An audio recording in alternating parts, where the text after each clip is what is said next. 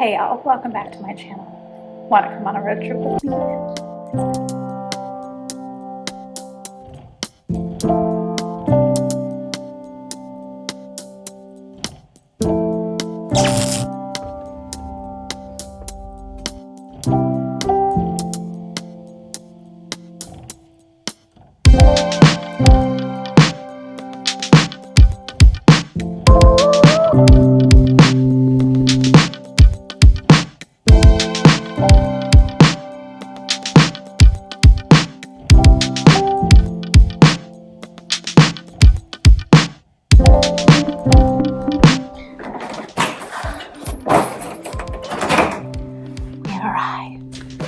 Hi.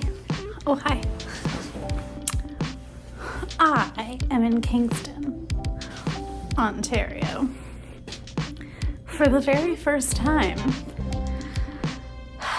since I graduated university, and my little road trip for the next 2 days is all part of a work trip. We at work are partnering with Queen's University on a pretty cool project, and so we're here for the next couple of days, and it is 6:30, and I have pretty much like 20 minutes to take a breath after a 3-hour car ride and change, and then I have a dinner. Very exciting stuff. So exciting. There's a swimming pool at this hotel, and what will be a beautiful view at some point, but all you can see is me reflected because it is dark night. But basically, I've got a little waterfront room here, which is absolutely lovely. Okay, time to pee, time to change, time to refresh, and then eat.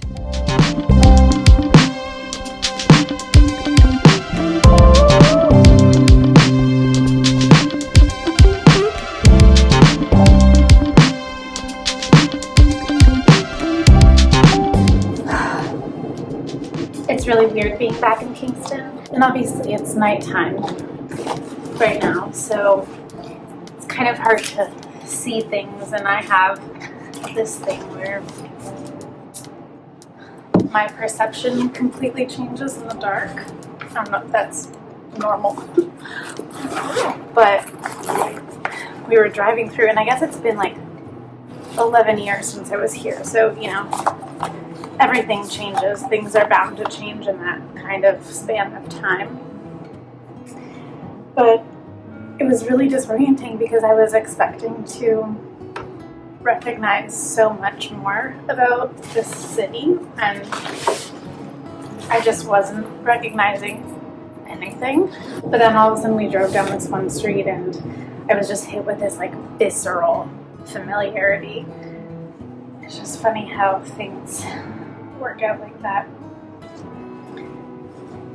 especially when you're not really expecting it. Like that visceral memory hit me when we drove past a Starbucks, and like there's Starbucks everywhere, so there's absolutely no reason why one particular Starbucks that I didn't even go to that often would kind of hit me with this like moment of recognition. It's like, oh yeah, I've been here.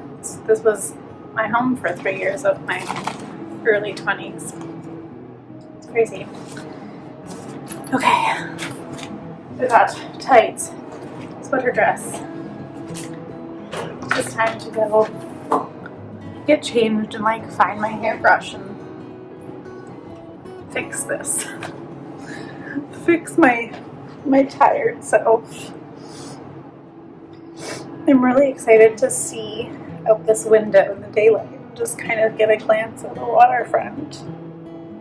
And actually just to be back on campus tomorrow, I think that will be really cool. I don't have time to do a wash of the face or a shower, so we're just going in for a refresh, but I also don't need to be too fancy because we're meeting for dinner with like university professors, and I think we all kind of know the vibe of a professor. So I'm just gonna touch up some of my eyeshadow. I'm using my little Revolution palette.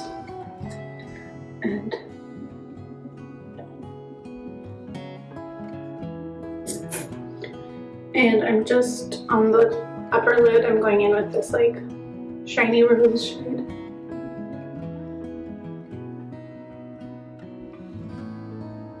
And then I'm gonna dip my finger into the lightest brown. Just kind of pop that into the corner. And then with my fluffy brush, just kind of buff that out. And again, it doesn't have to be perfect or fancy. I just want to look a little bit more put together than, you know, having just gotten out of the car for 3 hours. Just gonna do a light layer of mascara. I'm gonna talk about this in an upcoming video, but it's great. It's a new mascara from Essence called Lash Like a Boss. And I think it will feature in my next video for sure, because it's just so good. I love being impressed by a drugstore mascara. Good, I got mascara in my hair. Love that. Okay, and then I'm gonna go in with my About Face blush in Smash. Just for that delightful little flush. And obviously applying it just with my fingies. Just a little on the lip to give some color. And then this is gonna come down.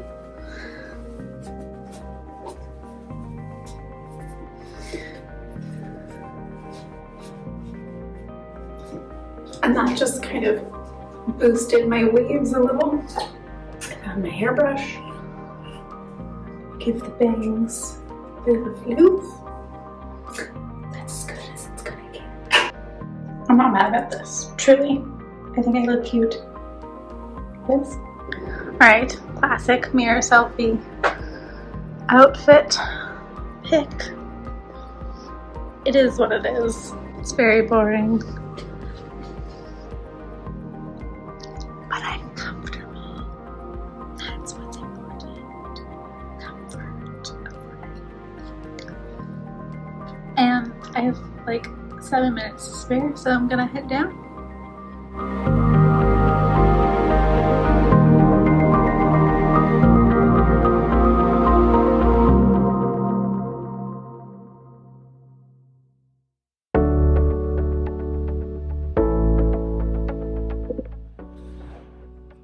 Hi. It is 9:40. Back from dinner, which was just perfect food-wise. I had the most beautiful salad and grilled calamari. It was lovely. But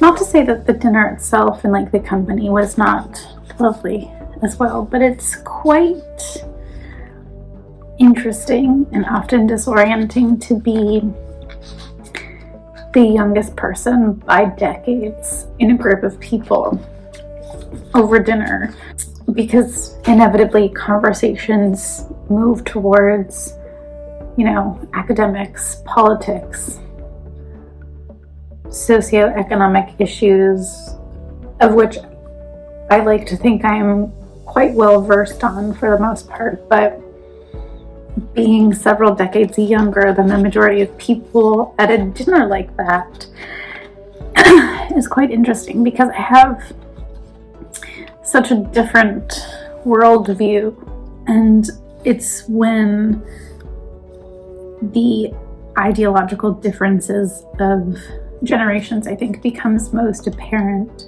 and stark. Obviously, I belong to the millennial generation, and most of the people at this dinner, I'd say, belong to the what we like to call boomers. And towards the end of the conversation, the subject of the Ring of Fire here in Ontario came up, which is this area in Northern Ontario that is extremely prosperous by way of economical resources for mining. And as you know, globalization becomes problematic on a political scale, it becomes more important for resources to be located locally. And when you have access to those, obviously governments and social and political bodies want to tap into those, but you also come up against the environmental impacts of tapping into those untouched resources. And as someone who belongs to the generation that is seeing the visceral effects of resource extraction and, I would say, climate negligence, I am not necessarily an advocate for tapping into the quote-unquote Ring of Fire, regardless of how economically prosperous it could make. Anyways, I don't need to go into the socioeconomic and political discourse of that specific subject matter, but I just kind of had to sit there and bite my tongue. So it's just like, I don't want these places in our province to be touched and industrialized, because certainly there is economic prosperity in the near future as a result, but there is long-term ecological degradation that we will have to face, and we're just kind of back full circle into the issue of leaving the problem to the next generation. And that's not even my generation. That's like, I guess we call them Gen A now, the like children who are coming up. I don't know. It's all just, it's very strange being in groups of people like that, where you are either the youngest or just on the complete opposite end of the ideological spectrum. Needless to say, it was still a very wonderful dinner, productive, and I think we're all very excited for tomorrow's event, which I can't remember if I mentioned this previously, but it's called Whale Day, and is all based on a very specific project that we have been collaborating with Queen's University on. And yeah, I'm excited to see the waterfront out of my window when the morning light comes, but also just to kind of revisit the university campus here for the first time with a completely different mindset. You know, I'm no longer 22 years old and depressed. I'm 32 years old and almost completely self-actualized. So even though I, inhabit the same body and have the same face,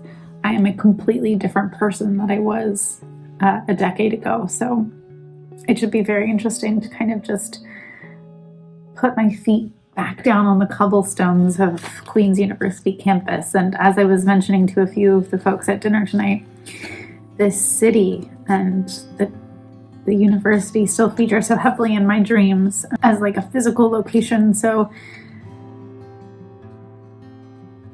it should just be interesting.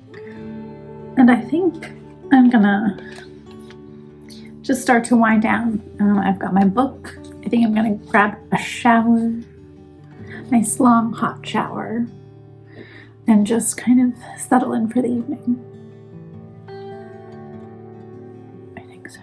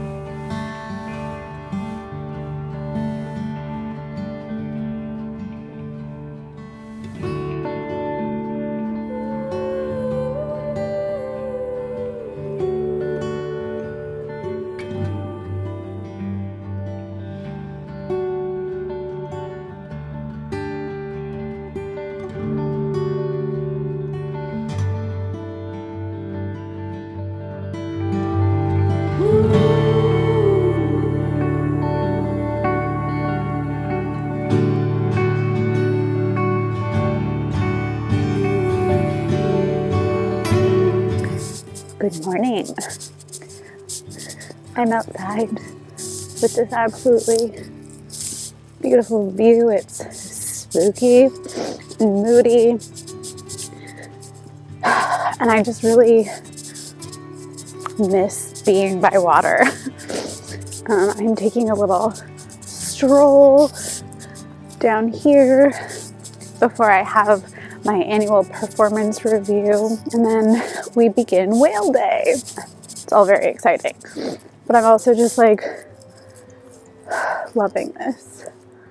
It's so lovely. And I don't think any of this was really like here and like as nicely manicured when I was a student. I don't know. Anyways, today should be cool. It should also be very long. Very, very long day.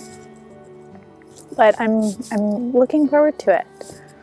Feeling good. Slept well. Man, hotel beds are just so squishy and like have the best pillows. I love it. And it's not that cold. It's like a little chilly, but still above zero. So like very, very moderate temperature today. Obviously, probably because we are by the water. And yes, in about 2 hours, we head to campus and I will check in then.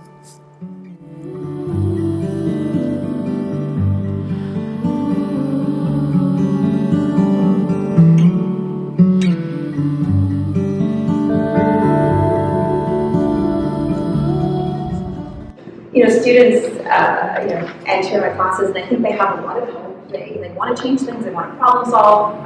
They're very aware of the problems we face, and I think can also, sometimes feel overwhelmed by the forces that seem sort of stacked against all of us.